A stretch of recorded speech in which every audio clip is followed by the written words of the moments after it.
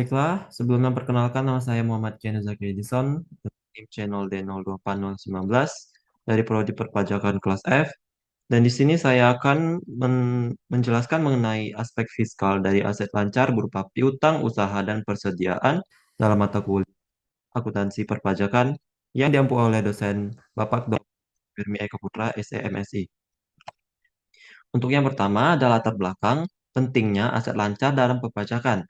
Aset lancar adalah cerminan kemampuan entitas dalam memenuhi kewajiban jangka pendek. Dalam konteks perpajakan Indonesia, piutang usaha dan persediaan memiliki implikasi fiskal yang signifikan dan seringkali menjadi fokus pemeriksaan pajak. Untuk piutang usaha, timbul dari penjualan kredit. Pengakuan PPN-nya berdasarkan penyerahan barang atau jasa akrual, bukan penerimaan kas. Ini berarti PPN terutang meskipun pembayaran belum diterima, menciptakan potensi risiko likuiditas. Untuk persediaan, unsur utama dalam perhitungan harga pokok penjualan ataupun HPP, kesalahan penilaian persediaan akan langsung memengaruhi laba kena pajak. Perlakuan fiskal yang tidak tepat dapat menyebabkan koreksi pajak. Manajemen yang cermat terhadap kedua aset ini sangat diperlukan untuk menghindari beban pajak yang tidak semestinya dan memastikan pelaporan yang akurat. Selanjutnya, konsep pajak PPN yang timbul dari piutang. Pajak pertambahan nilai atau PPN adalah pajak konsumsi yang terutang pada saat penyerahan barang kena pajak BKP atau jasa kena pajak JKP atau saat penerbitan faktur pajak. Prinsip ini menggunakan akrual basis bukan kas basis.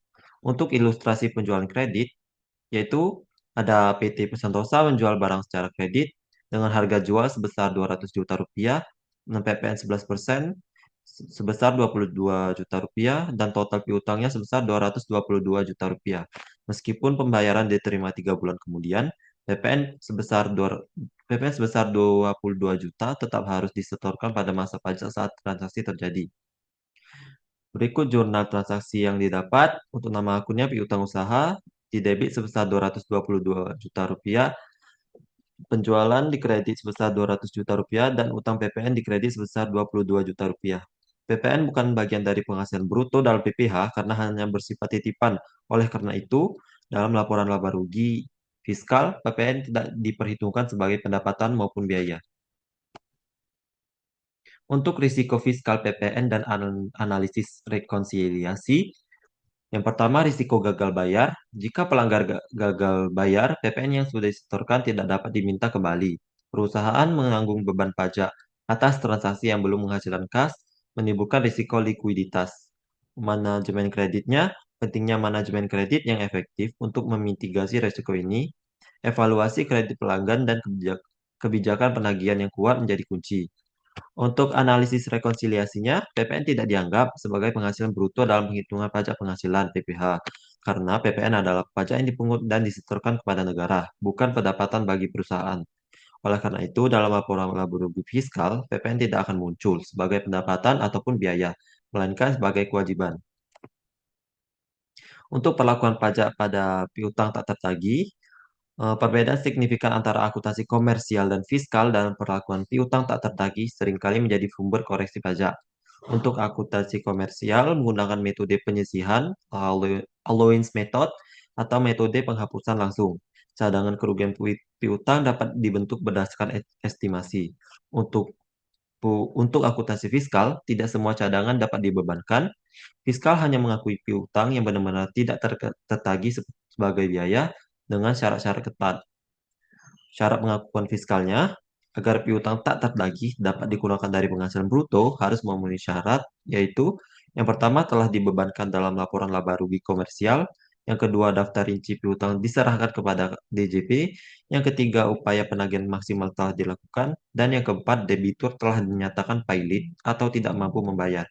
Jika syarat dari keempat itu tidak terpenuhi, akan terjadi koreksi fiskal positif yang akan meningkatkan laba kena pajak. Untuk contoh kasusnya, ada PT Maju memiliki piutang 100 juta. Untuk tahun pertama, pembentukan cadangan membentuk cadangan kerugian sebesar 20 juta rupiah.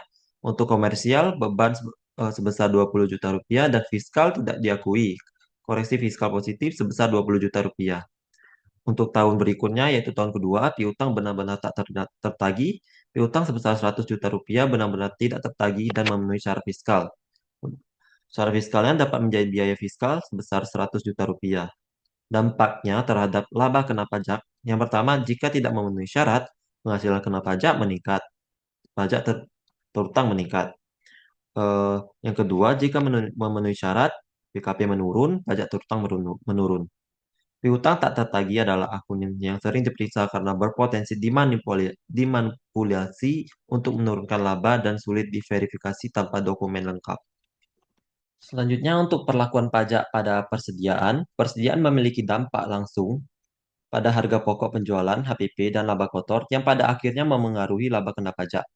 Untuk metode penilaian persediaan dalam fiskal, dalam akuntansi fiskal Indonesia, metode penilaian persediaan yang diperbolehkan adalah yang pertama ada FIFO, first in, first out. Barang yang pertama masuk dianggap pertama keluar. Yang kedua ada average atau rata-rata, menghitung harga rata-rata persediaan. Metode LIFO, last in, first out, tidak diperkenankan secara fiskal Indonesia. Untuk dampak metode terhadap pajak, untuk ilustrasi inflasinya, jika menggunakan FIFO dalam kondisi inflasi, persediaan akhir akan dinilai tinggi, menyebabkan HPP rendah, laba tinggi, dan pada akhirnya pajak tinggi.